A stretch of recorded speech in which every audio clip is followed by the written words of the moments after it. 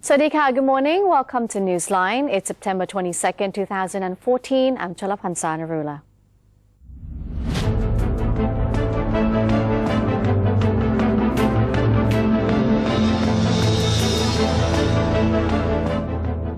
All right, now to Thailand moves forward. Let's have a look at our main news today.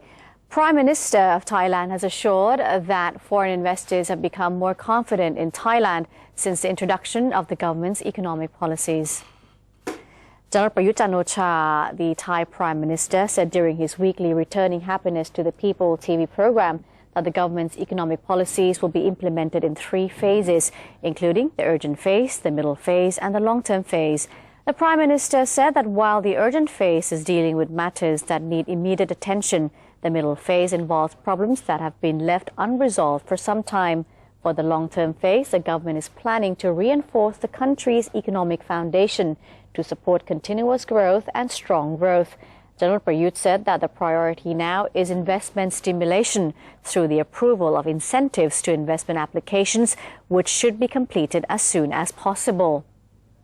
ความคืบหน้าทางด้านเศรษฐกิจที่สำคัญได้แก่การส่งเสริมการลงทุนและการตลาดการดำเนินการด้านเศรษฐกิจนั้นแบ่งเป็น3 ระยะได้แก่ระยะเร่งด่วนต้องดำเนินการโดยทันทีระยะต่อไปต้องแก้ไขปัญหาพื้นฐานที่ค้างคาอยู่เป็นจำนวนมากและระยะยาวที่ต้องวางรากฐานเพื่อการเจริญเติบโตอย่างต่อเนื่องและเข้มแข็งในขณะนี้ได้กระตุ้นการลงทุนด้วยการเร่งพิจารณาโครงการลงทุนที่มีประสิทธิภาพที่นักลงทุนยื่นขออนุมัติส่งเสริมการลงทุนไว้แล้วให้เสร็จสิ้นโดยเร็วโดยสถิติการยื่นขอรับส่งเสริมการลงทุนของ BOI ในช่วง 8 เดือนของปี 2557 ตั้งแต่มกราคมถึงสิงหาคมมีโครงการยื่นขอรับการส่งเสริมการลงทุนทั้งสิ้น 886 โครงการเงินลงทุนรวมทั้งสิ้น 416,500 ล้านบาทนะครับมีแนวโน้มที่ดีขึ้นเมื่อเทียบกับช่วง 7 เดือนก่อนหน้านี้อย่างเห็นได้ชัดอย่างไรก็ตามพบว่าสถิติคำขอรับการส่งเสริมในช่วง 8 เดือนแรกของปี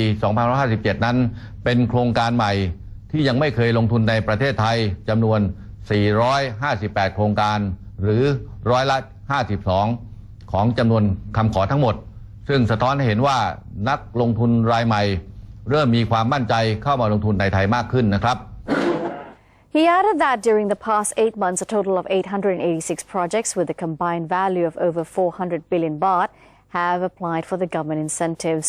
The Premier said the latest statistics are an apparent improvement, especially with 52% of the applications being new projects, which show that there have been more investors showing interest and confidence in Thailand. The extended part of Bangkok's Blue Line electric train system has slightly seen more progress in construction, and that is more than expected. Transport Minister Air Chief Marshal Pratin Chantong has visited the construction site of the extended phase of the Blue Line underground train to perform a worshipping rite and a merit-making ceremony for the project while getting updates on the progress. The Blue Line electric train that currently runs between Hua Lamphong and Bang Su is planned to be extended from both ends to complete a circle loop. Air Chief Marshal Pratin's visiting of the site was part of the 5 extension plans for the current electric train system and will run underground for 2.6 kilometers between Sanam Chai Station and Tha Pra in the southern part of Bangkok. The extension of the Blue Line rail system has recorded the progress of 63.74% in August, which is 0.59% more than expected. It is expected that all the 5 extension plans will be completed by the year 2017. And the Transport Minister is considering plans to help ease traffic conditions in Bangkok, and that includes the collection of congestion fee. Transport Minister, Air Chief Marshal Pratin Chantong said that the ministry has been speeding up the construction of electric train systems in Bangkok and between Bangkok and the surrounding cities, as mentioned earlier in the former news, as well as the enhancement of connectivity between public land and water transportation in order to attract more people to switch to the mass transit system. Air Chief Marshal Prachin said currently more than 8 million personal cars and motorcycles are running in the capital, and more are expected to take to the street every year. He added that about 56% of commuters in Bangkok are driving their own vehicles, making around 950,000 trips throughout the city each day. So the Transport Minister said that congestion fee may be initiated if the mass public transportation service covers more area of Bangkok in the future in order to discourage motorists from driving their own cars. And the Bangkok Mass Transit Authority promoted the Bangkok Car Free Day 2014 by offering free rides on all routes yesterday to passengers who wore a Car Free Day lapel pin. Hosted by the Bangkok Metropolitan Administration, the Bangkok Car Free Day 2014 event took place yesterday at Sanam Luang, with the objective to campaign for other means of transportation in Bangkok instead of personal cars. Public buses by the BMTA, electric trains, boats, as well as bicycles were among the vehicles promoted by the event to help reduce energy consumption and also global warming. People who wore a Bangkok Car Free Day lapel pin were entitled to free rides by the BMTA.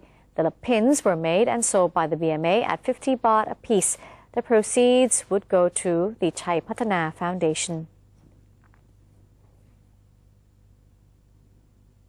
President of the National Legislative Assembly, Kun Pornphet Wichitchonchai, will call on meetings for the second and third readings on the NLA meeting regulations on Thursday and Friday, September 25th and 26th. Mr. Pornphet said that meetings would start at 10 a.m. with meeting regulations as the main agenda, which was earlier passed by NLA members in the first reading. The new regulations would induce more strict versions of codes that dealt with the NLA membership termination and impeachment of political figures. The NLA will also be discussing 3 other bills on labor development, human rights protection, and civil law. The Food and Drug Administration, or FDA, will collect samples of Chinese vegetarian food during this year's festival to make sure that it does not contain meat. Producers of fake Chinese vegetarian food will face legal actions. FDA Secretary General Dr. Bunchai Somboonsuk said the FDA was concerned over safety on vegetable and fruit consumption during the Chinese Vegetarian Festival every year. The Secretary General therefore suggested that consumers should carefully select clean vegetables and fruits before eating them in order to get rid of pesticides. The FDA will also continuously collect samples of Chinese vegetarian food products that are sold at various places to test for meat DNA. If the food was found to contain meat, its producer would face 6 months to 10 years of imprisonment and fine of 5,000 up to 100,000 baht. The Chinese Vegetarian Festival this year will take place 2 times, that is from the 24th of September to October the 2nd, and also between the 24th of October and November the 1st, since there are 2 9 months in 2014, and that is according to the Chinese calendar. The National Council for Peace and Order has been piloting the 5 precepts village concept in many communities across the country. How they are going about it, Kun Pranot Si Sinsap has a story.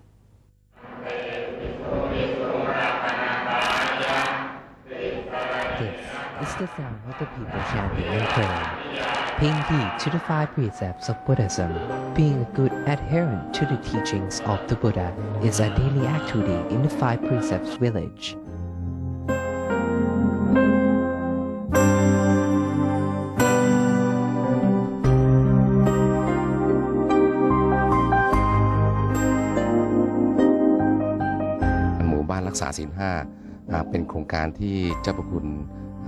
The 5 Precepts Village campaign is a campaign initiated by His Holiness Somdet Phra Maharachamankarajan. He was thinking about a way to unite people to feel more like family, which he felt would lead to the harmony within the village and hopefully spread beyond throughout the province.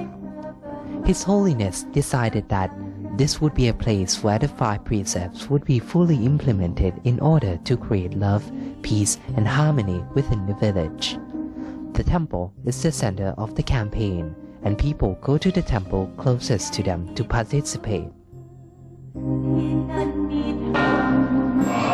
The This activity you are seeing right behind me is one of the many activities people living inside the 5 Precepts village are doing on a daily basis. Every evening after work, for about an hour, people come to the temple to pray, meditate, learn the Buddhist teachings and receive blessings before heading home. Another important activity for people living within the 5 Precepts village is waking up early to give alms to monks. ก็รู้สึกดีนะคะเพราะว่าเป็นการฝึกให้ทุกคนได้เข้ามาร่วมกิจกรรม I feel good because everyone comes out and it promotes participation, as this is a very good activity.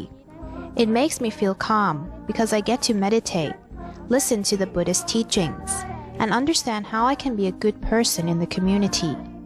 Meditation also makes me able to concentrate better too when I'm studying. This activity makes me feel very happy.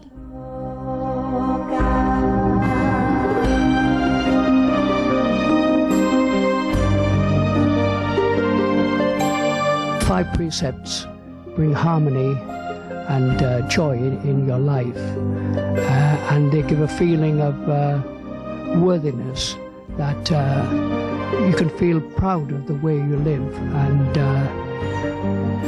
and it brings an inner feeling of joy. So, these people still live an ordinary life. The youth still go to school, adults still go to work.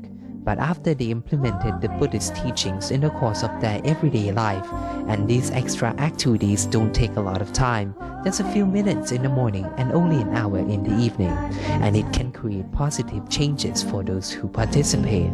With the Buddhist 5 precepts in our hearts, we might find a whole new level of satisfaction within our beings. I'm Bernard Season-Sap, reporting. And now moving on to today's segment of Now or Never, Dr. Yongyut Mayalap, the spokesperson of NCPO, will talk about the development of transportation of goods along Thailand's coast.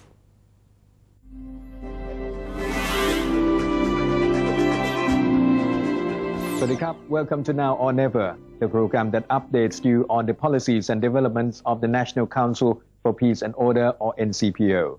The time is now for all Thais to unite, to move the country forward, and to push for reform in all dimensions to strengthen Thailand in a sustainable way. Recently, the first meeting of the year of the Committee on the Development of Systems for the Management of Goods and Services Transportation of the country, chaired by Deputy Head of the NCPO in charge of Economic Affairs, Air Chief Marshal Prachin Chantong, had given an approval to the measures to solve problems of the transportation of goods along the coast of the country. This involved short-term measures, including the designation of the Ministry of Transport and Port Authority of Thailand to negotiate with port operators in the Lam Chabang seaport to increase the docking space for coastal vessels, enabling them to transfer their goods to international cargo ships. The Port Authority of Thailand had been instructed to expedite the project to elevate the status of Lam Chabang seaport to become an electronic port or e-port. The Ministry of Finance should consider the legal issues concerning the form of investment for the coastal docks at Lam Chabang seaport as soon as possible, so that the Ministry of Transport may proceed with the submission of the project for consideration at the earliest opportunity. As for the long-term plan for the promotion of coastal transportation, the Port Authority of Thailand will consider the area to support the third phase of the construction of coastal docking area within the Lam Chabang seaport in response to the expansion of containers business that shows a tendency to rise. The committee also tasked the Ministry of Transport to consider the form of development of the Gulf of Thailand's coastal ports to make them more efficient and modern, and the approach for the linkage of transportation between coastal ports and Lam Chabang seaport in order to promote the coastal transportation in the long term. The committee also gave additional instruction for the development of logistics system, making it more efficient and supportive for the overall national competitiveness. For example, the Ministry of Transport and the Office of the National Economic and Social Development Board should jointly consider and organize a development plan for the transportation of goods along the Andaman Sea coast and the Gulf of Thailand coast. The private sector should be requested to participate in the resolution of the problems concerning transport and logistics system of the country. governmental agencies and state enterprises that are related to the services in the fields of IT and communication, waterworks, energy, and petroleum or natural gas pipeline should consider arranging a development plan for those services networks. สวัสดีครับ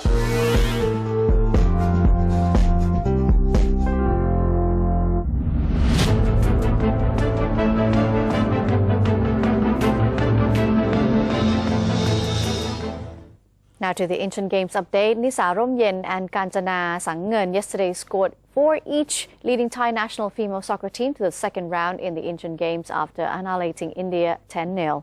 After 8 minutes into the game, Thailand's forwarder Nisa Romyen scored her first goal and made the second in a minute later. She then went on to make her hat-trick at the 16th minute. Over the span of another 8 minutes, Thailand's captain Kanchana Sangneun also made her own hat-trick, bringing the score to 6-0. Before the half-time, both Kanchana and Nisa each scored a goal as Thailand was then leading India 8-0. After the break, Thailand made another 2 goals, ending the match with a glorious 10-0 victory over India. The Thai side thus claimed another 3 points, securing its place in the second round right after South Korea, which also dominated Maldives 13-0 on the same day. And that brings us to the end of today's edition of Newsline. If you do have any suggestions or comments, please write to us. The email is now appearing on your screen. Today we say goodbye with the highlights of Thailand's national volleyball team as they defeated Japan 3-1 sets. I'm Chalapan Sanarula. Thank you very much for joining us. Swadee ka.